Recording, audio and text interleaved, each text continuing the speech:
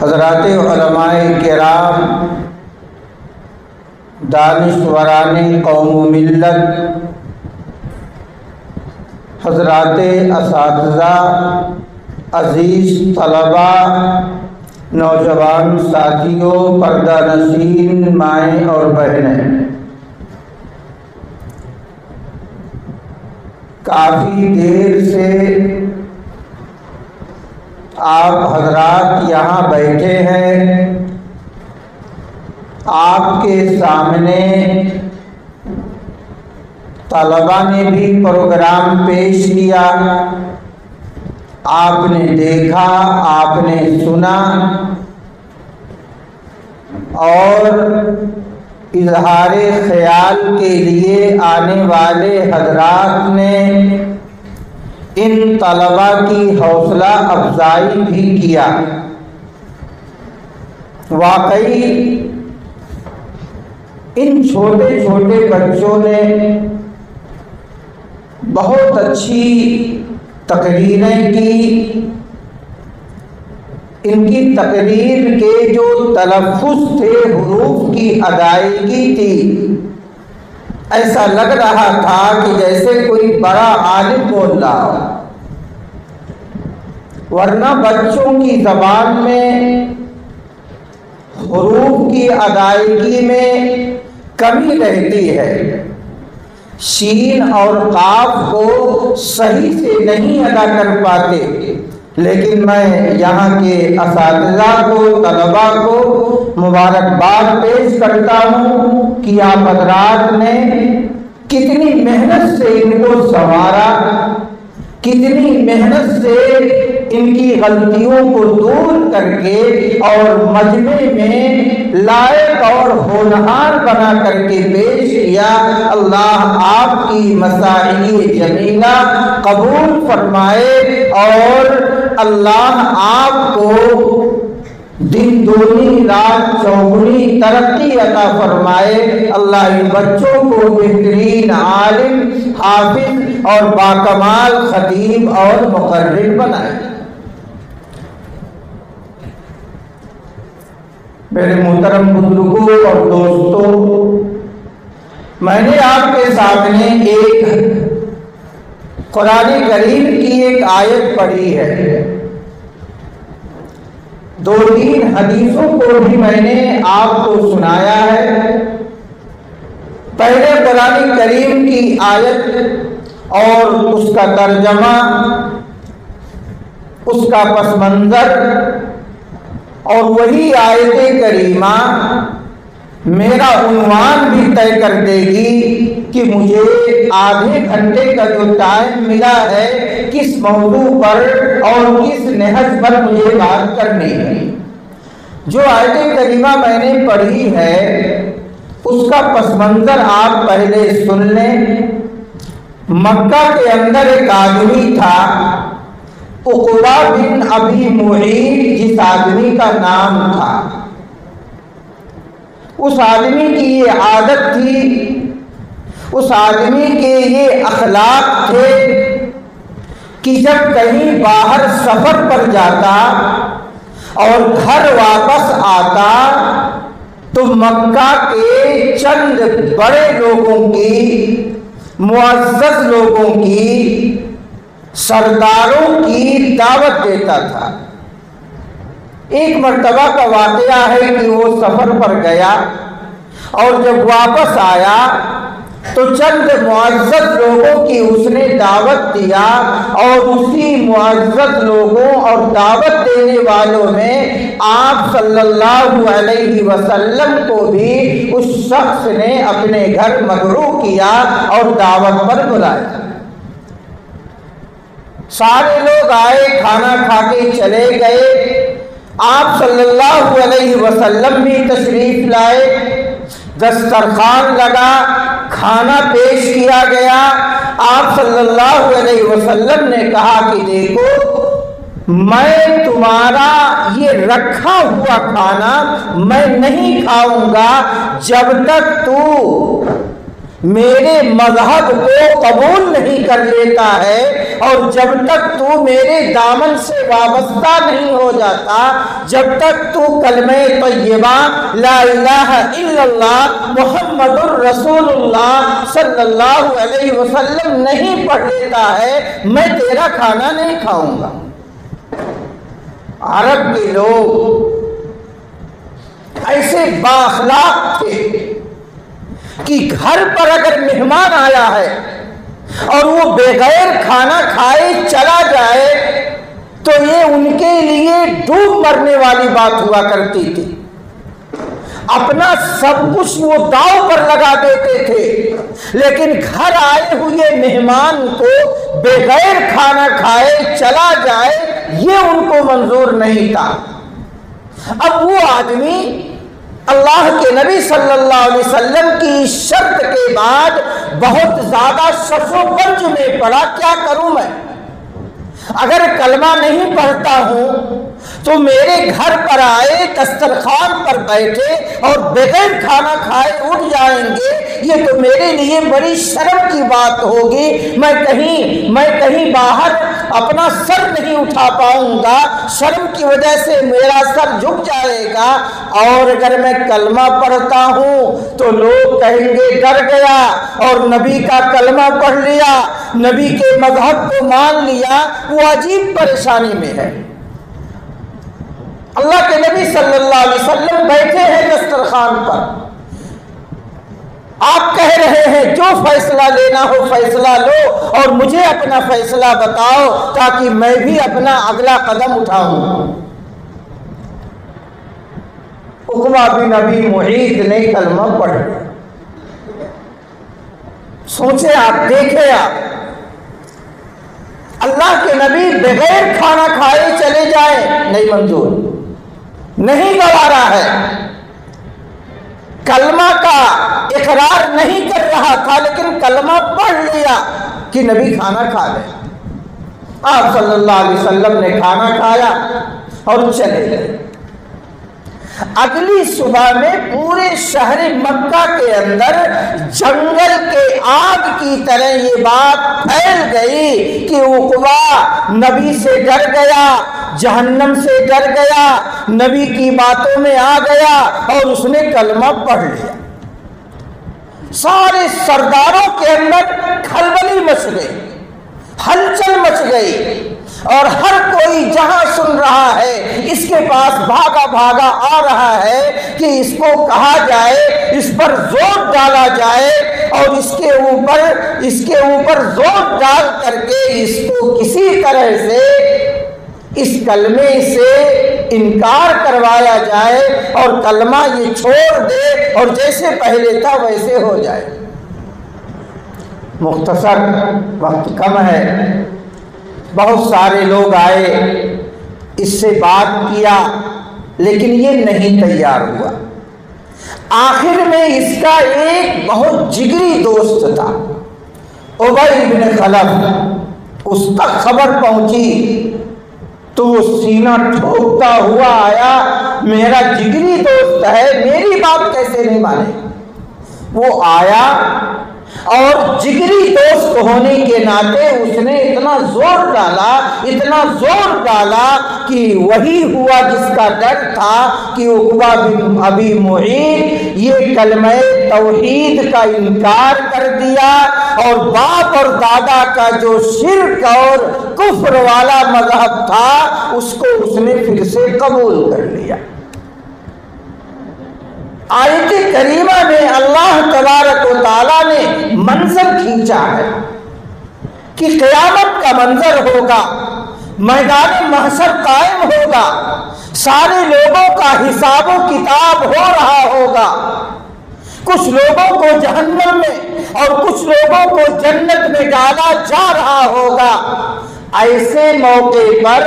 جب عقبہ بن معیط کو لایا جائے گا اور حساب ہوگا اور وہ جہنم میں ڈالے جانے کا حکم ہوگا، اس وقت میں عقبہ بن ابی معیط وہاں کھڑا ہو کر کے افسوس کرے گا اور اپنے دانتوں سے اپنی انگلیاں اور اپنے پور کاٹے گا اور کہے گا یا لیتنی اتخذت مع الرسول سبیلا،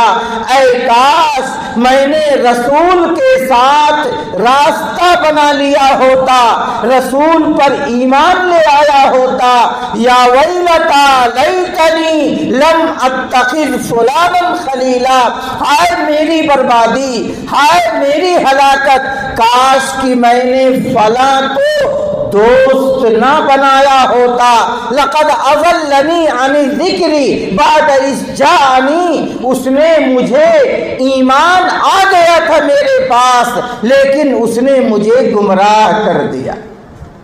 کیا کہے گا؟ افسوس کرے گا کہ کاش کی ابی بن خلف جو میرا جگری دوست تھا اور جس کے زور ڈالنے کی وجہ سے میں نے کلمہ توحید چھوڑ دیا تھا، کاش کی میری اس سے دوستی نہ ہوتی۔ اگر دوستی نہیں ہوتی تو ایمان میں لے آیا تھا، میں گمراہ نہیں ہوتا اور آج یہ ذلت اور رسوائی کا سامنا نہیں کرنا پڑتا۔ ایمان لانے والے جیسے خوشی خوشی اچھلتے کودتے ہوئے جنت میں جا رہے ہیں، میں بھی ایمان لے آیا تھا اور میں بھی آج جنت میں جاتا، لیکن ہائے میری بربادی اور ناکامی، اس مردود نے، میرے دوست نے مجھے جہنم کی لائن پر کھڑا کر دیا اور جنت کی لائن سے مجھے روک لیا۔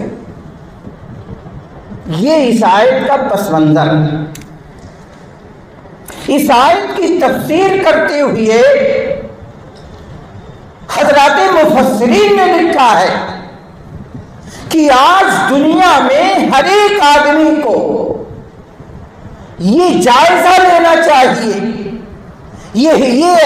اپنے گرد و پیش کا، اپنے دائیں اور بائیں کا، اپنے ملنے اور جلنے والوں کا ان پر نظر ڈالنی چاہیے کہ کہیں اس آیت کریمہ کے طرز پر میری بھی زندگی تو نہیں کٹ رہی ہے، کہیں جیسے عقبہ بن معیط شرمندہ ہوگا، پچھتائے گا، کہیں میری زندگی بھی اسی ڈگر پر نہیں چل رہی ہے کہ مجھ کو بھی شرمندہ ہونا پڑے اور پچھتانا پڑے۔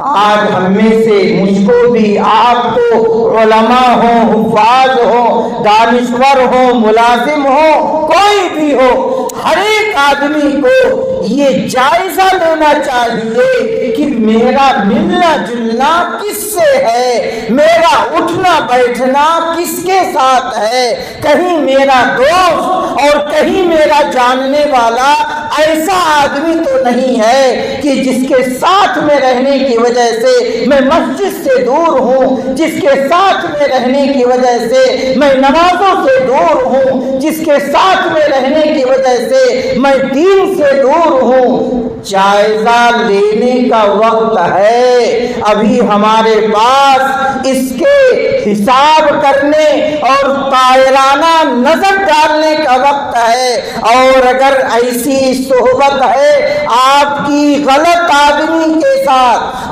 آپ کا یارانہ ہے غلط آدمی کے ساتھ، تو ابھی وقت ہے، ابھی اس کا ساتھ چھوڑو اور ایسے آدمی کا ساتھ پکڑو جس کے ساتھ میں رہنے کی وجہ سے آپ مسجد تک پہنچ سکتے ہو، جس سے دوستی کی وجہ سے آپ دین کے کاموں میں شامل ہو سکتے ہو، ورنہ میرے بھائی قیامت کے دن پچھتانا پڑے گا، کاش کی میرا اٹھنا بیٹھنا فلاں آدمی کے ساتھ نہ ہوتا، اسی نے میری زندگی برباد کر کے رکھا تھا۔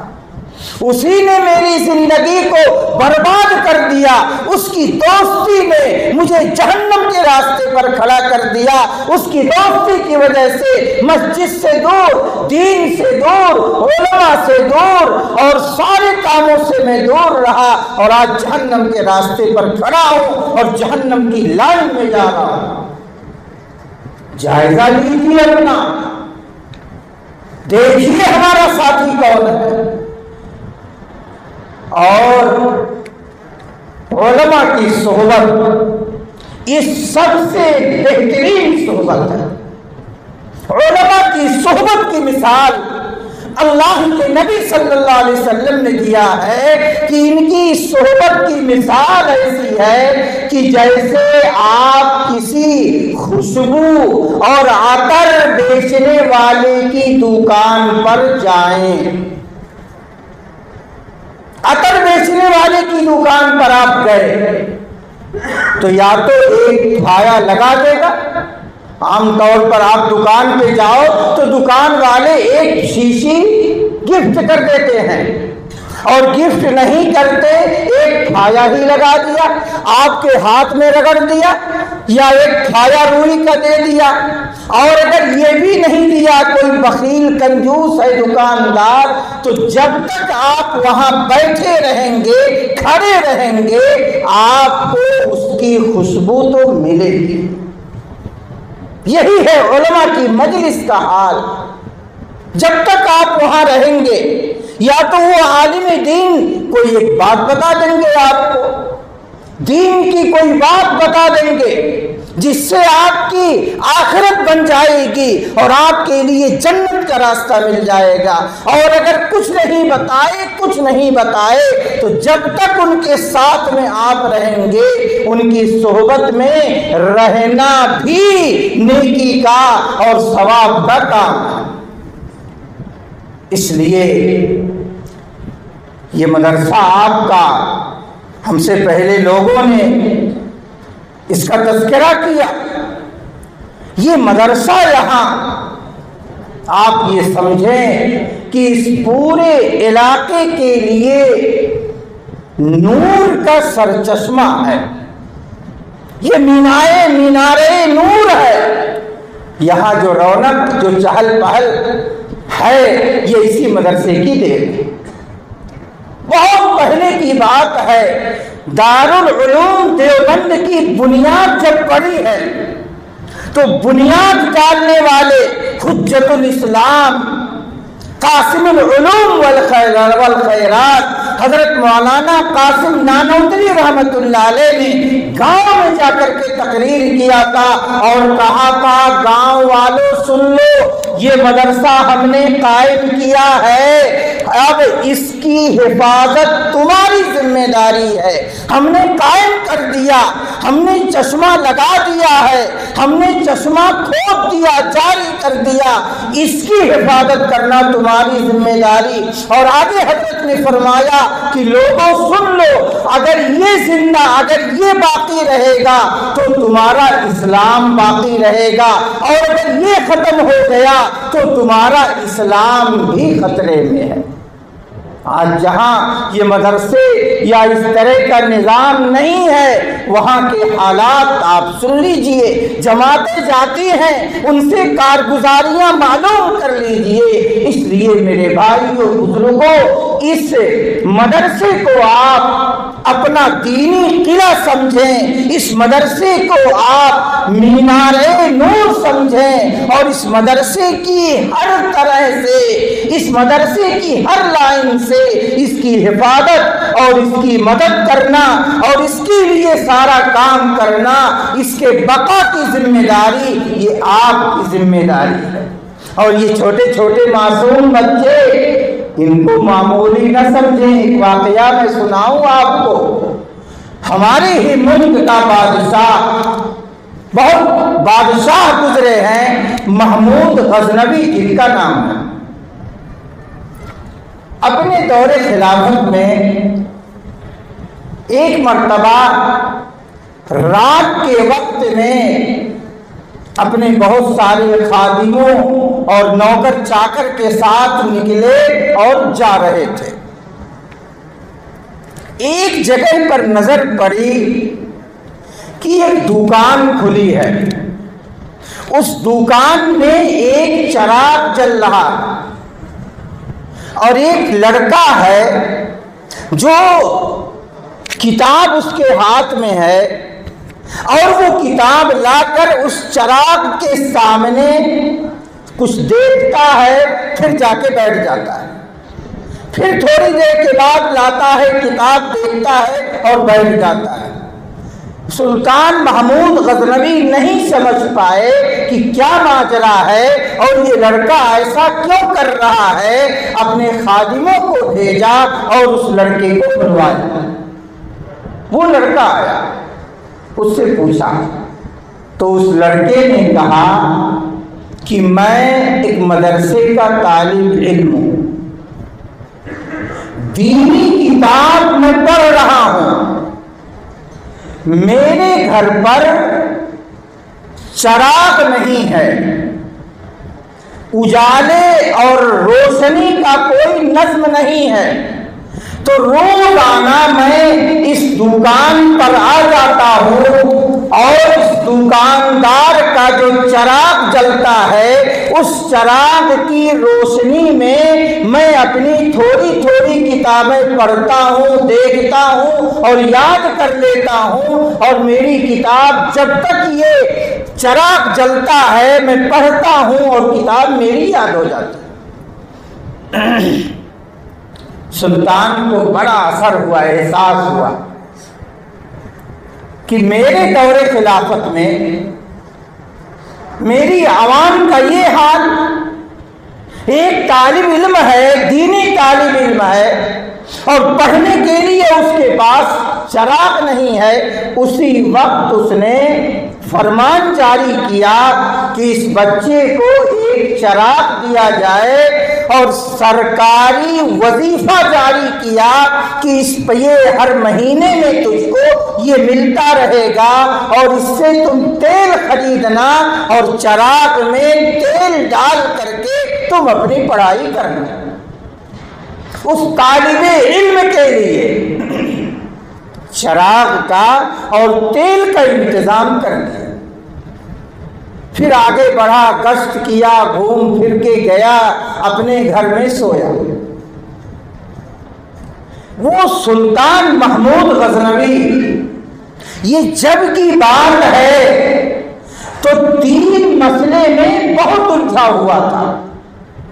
اور واقعہ اہم ہے، 3 مسئلے میں الجھا ہوا تھا۔ ایک مسئلے میں یہ الجھا ہوا تھا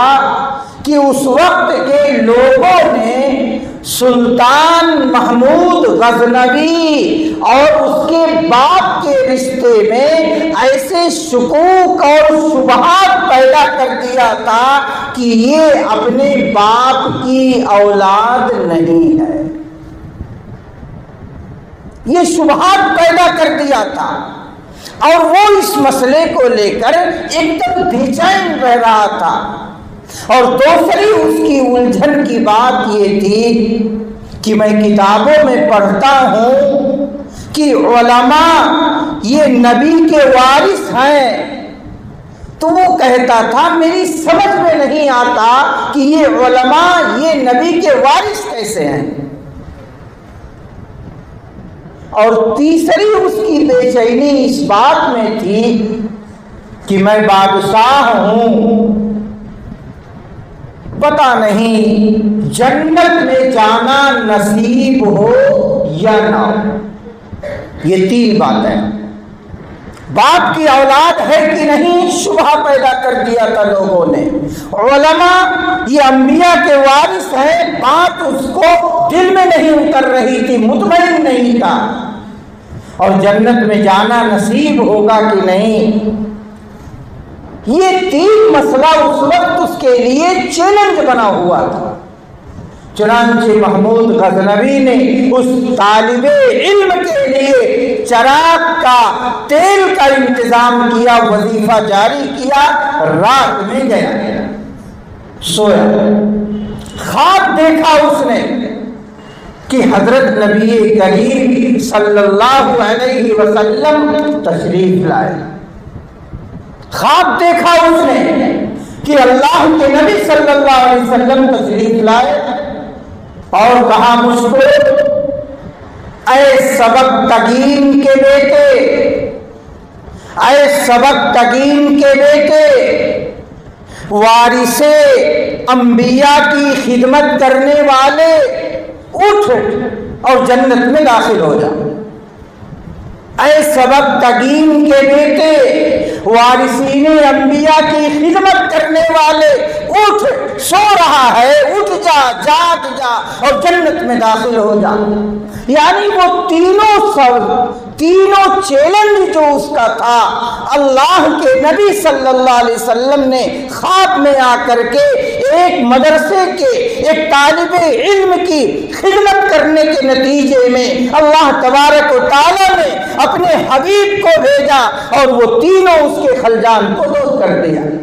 کیا کہا؟ اے سبکتگین کے بیٹے، محمود غزنوی کے باپ کا نام سبکتگین ہے، تو یہ ختم ہو گیا شبہ یہ جو کہتے ہیں کہ تو اپنی باپ کی اولاد نہیں، اللہ کے نبی کہتے ہیں فلاں کے بیٹے، تو وہ فلاں ہی کا بیٹا ہے۔ اے وارثین انبیاء کی خدمت کرنے والے، وہ شبہ بھی دور ہو گیا کہ وارثین انبیاء علماء ہیں، انبیاء کے وارث، یہ طلباء، یہ علماء، یہ اساتذہ ہیں نبی کے وارث۔ اور کہا تیسری بات، پتہ نہیں جنت میں جاؤں کہ نہ جاؤں، کہا اٹھ اور جنت میں داخل ہو جا۔ کوئی بہت بڑا کام نہیں کیا تھا، خالی وظیفے کا انتظام کیا تھا، اور وہ بھی جیب سے نہیں، سرکاری خزانے سے۔ تو ان طلباء کی خدمت، ان کے لیے جتنا آپ کر دیں وہ کم، بہت بڑی نعمت ہے۔ اور ایک بات اور یاد رکھیں، 5 منٹ میں بات پوری کر دوں گا انشاءاللہ۔ یہ علماء، ان سے اگر آپ محبت کریں گے، عقیدت رکھیں گے، ادب اور احترام کریں گے، تو یہ دنیا میں تو آپ کا ہر کام کرتے ہیں، آپ کا دنیا میں سارا کام کرتے ہیں، لیکن ان کی عزت، ان کا ادب خالی دنیا میں نہیں، یہ آخرت کے اندر اگر خدا نہ خواستہ آپ کا معاملہ اٹک گیا اور پھنس گیا، آپ کی نیکیاں کم پڑ گئیں اور جہنم میں جانے کا فیصلہ اللہ نے کر دیا، تو اگر دنیا میں ان علماء کا اکرام اور اعزاز کیا ہوگا تو یہ آپ کی وہاں پھنسی ہوئی گاڑی نکالیں گے اور جہنم کی لائن سے نکال کر جنت کے راستے پر انشاءاللہ یہ آپ کو داخل کریں گے۔ ہوائی بات نہیں کہہ رہا ہوں، مشکات شریف کی حدیث ہے، روایت ہے، اللہ کے نبی صلی اللہ علیہ وسلم نے ارشاد فرمایا قیامت کا منظر ہوگا، سارے لوگ جمع ہوں گے، فریق فی الجنہ و فریق فی السعیر، ایک جماعت جنت میں جا رہی ہوگی اور ایک جماعت جہنم میں جا رہی ہوگی، بالکل لائن اور حساب ہو رہا ہوگا۔ اللہ کے نبی نے فرمایا کہ ایک نوجوان ہوگا، آخری میری یہ روایت ہے، سن لیں غور سے اور یہاں سے یہ پیغام لے کر جائیں، ایک جوان ہوگا جو جہنم میں جانے والی لائن میں کھڑا ہوگا، جہنم میں داخل کیے جانے کا پروانہ اس کو مل چکا ہوگا اور وہ جہنم میں جانے والی لائن میں کھڑے ہو کر کے چاروں طرف دیکھ رہا ہوگا، ڈوبنے والے کو تنکے کا سہارا، تنکے کی تلاش ہوتی ہے، جہنم کی لائن میں جا رہا ہے، جہنم کی لائن میں کھڑا ہے، ڈھونڈ رہا ہوگا چاروں طرف کوئی سہارا مل جائے، کوئی مددگار مل جائے، کوئی میرا خیر خواہ مل جائے جو مجھے جہنم سے بچائے، چاروں طرف دیکھ رہا ہوگا۔ اسی حالت میں اس جوان کی ایک عالم دین پر نظر پڑے گی کہ ایک عالم ہے، پہچان لے گا ان کو اور دوڑتا ہوا لائن سے نکل کر جائے گا، سلام کرے گا اور ان سے کہے گا حضرت آپ کو میں پہچان رہا ہوں، جہنم میں جانے کا فیصلہ ہو چکا ہے میرے بارے میں آپ کو پہچان رہا ہوں، چلیے آپ اللہ سے سفارش کر دیجئے جہنم سے مجھے بچا لیا جائے اور جنت میں ڈال دیا جائے۔ وہ اللہ والے کہیں گے، وہ عالم دین کہیں گے بیٹا میں نہیں پہچان رہا ہوں، کون ہو تم؟ وہ اپنا تعارف کرائے گا اور بتائے گا حضرت دنیا میں فلاں جگہ پر فلاں مسجد میں آپ نماز کے لیے آئے تھے، اس مسجد میں بھی تھا، آپ کو وضو کے لیے پانی کی ضرورت تھی، ایک لوٹا پانی میں نے آپ کو وضو کے لیے دیا ہے، حضرت میں نے دنیا میں آپ کی خدمت کی ہے اور محض عالم ہونے کے ناطے آپ کے ادب اور احترام میں نے ایک لوٹا پانی وضو کرنے کے لیے دیا تھا۔ وہ اللہ والے سوچیں گے، کہیں گے ہاں بیٹا یاد آیا، تم وہی نوجوان ہو کہ مجھ کو پانی دیا تھا، کہا میں وہی نوجوان ہوں اور جہنم میں جانے کے لیے مجھے اللہ کا فیصلہ ہو چکا ہے، نیکیاں کم پڑ گئی، گناہ زیادہ ہو گئے، اللہ نے فرشتوں کو حکم دیا اسے لے جاؤ اور جہنم میں ڈال دو، حضرت چلیے آپ کی سفارش اللہ قبول کریں گے۔ اللہ کے نبی نے فرمایا وہ نوجوان اللہ اس عالم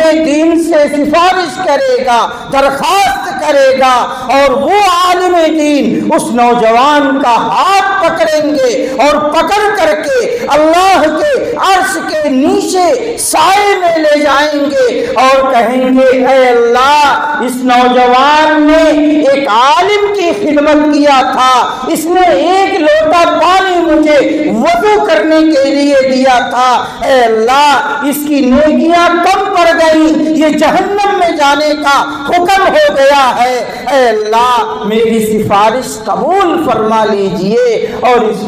نوجوان کو جہنم سے بچا دیجئے۔ اللہ کے نبی نے فرمایا، صاحب مشکات نے وہ روایت ذکر کی ہے اپنی کتاب کے اندر کہ اللہ اس عالم کی سفارش قبول کریں گے اور اس جوان کو جہنم سے بچا کر اس کی سفارش کی وجہ سے اللہ کہیں گے جا ایک عالم کی تو نے خدمت کیا، جا میں نے تجھے جنت دیا۔ میرے بھائیوں بزرگوں، اگر دنیا میں ان علماء کی، ان طلباء کی، ان حفاظ کی اور کوئی بھی اللہ والا ہو، عابد ہو، زاہد ہو، نیک ہو، اگر ان کی خدمت، ان کا ادب، ان کا احترام، ان کے ساتھ آپ عظمت کا، محبت کا معاملہ کریں گے تو انشاءاللہ یہ علماء قیامت کے دن بھولیں گے نہیں، آپ بھولیں گے نہیں۔ اللہ کے نبی نے اس حدیث کے آخر میں فرمایا کہ علماء اسی طرح سے اپنے چاہنے اور محبت کرنے والوں کو جہنم سے بچا کر جنت میں داخل کریں گے، اگرچہ ان کی تعداد آسمان کے تاروں کے برابر کیوں نہ ہو،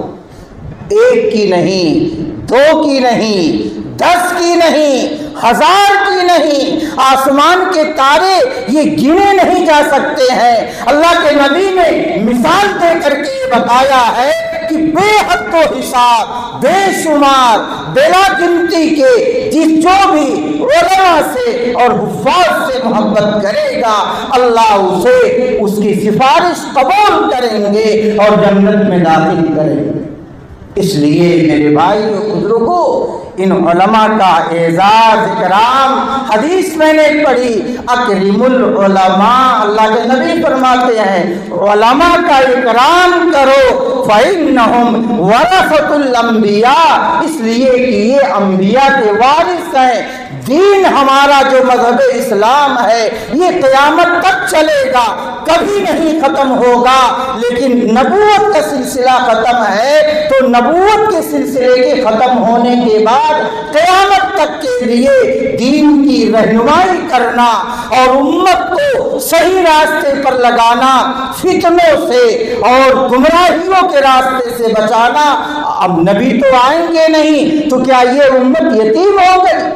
یہ امت یتیم نہیں ہے، یہ علماء وارث ہیں نبی کے، اور جیسے انبیاء نے ہمیشہ ہر دور میں اپنی امت کی رہنمائی کی ہے اور قیامت تک ایسے ہی علماء رہنمائی کرتے رہیں گے۔ حدیث کے اندر آتا ہے یہ دین جب تک رہے گا تب تک یہ علماء، یہ مدارس، یہ طلباء، یہ سارے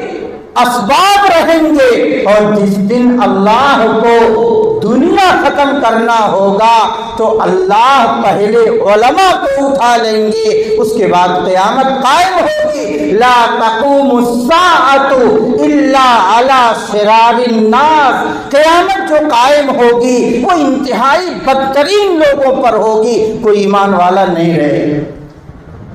تو جب تک یہ دنیا ہے یہ ایمان کے راستے، یہ علماء، طلباء، مدارس سب چلیں گے، اور جب اللہ کو دنیا ختم کرنا ہوگا تو پہلے یہ سارے اللہ ان کو اعزاز اکرام کے ساتھ اٹھا لیں گے، پھر قیامت قائم ہو جائے گی۔ اس لیے میرے بھائیو بزرگوں، کافی دیر سے آپ بیٹھے ہیں، مائک کی خرابی کی وجہ سے بھی بہت سارا وقت ہمارا اس کے پیچھے لگا۔ بس آخری گزارش کہہ کے میں بات ختم کرتا ہوں۔ اللہ کے نبی نے فرمایا کن عالماً، یا تو عالم بن جاؤ، اور متعلماً، یا طالب علم بن جاؤ۔ اگر نہ عالم بن سکتے نہ طالب علم بن سکتے تو فرمایا اور محباً، ان دونوں سے محبت کرنے والے بن جاؤ۔ نہیں بن سکتے عالم، عمر ہو گئی، دنیا کی مشغولیات میں آپ پھنسے ہیں، کوئی بات نہیں،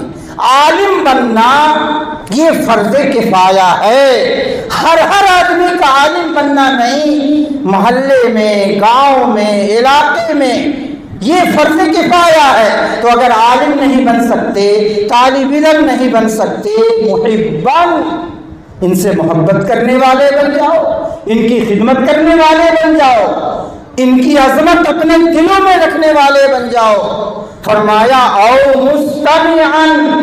ان کی باتوں کو سننے والے بن جاؤ، ان کے پاس جاؤ، ان کے پاس بیٹھو، ان کی مجلس میں رہو، ان کی باتیں سنو، جلسے کے نام پر یا تبلیغی جماعت کے نام پر، پروگراموں کے نام پر جب بھی آواز دی جائے لبیک کہو اور علماء کی بات کو سنو۔ چار کام کہا،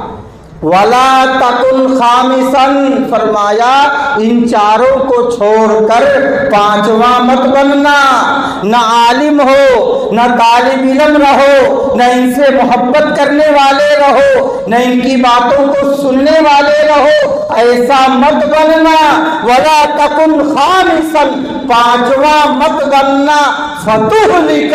اگر خدا نخواستہ پانچواں بن گئے تو ہلاک ہو جاؤ گے، برباد ہو جاؤ گے۔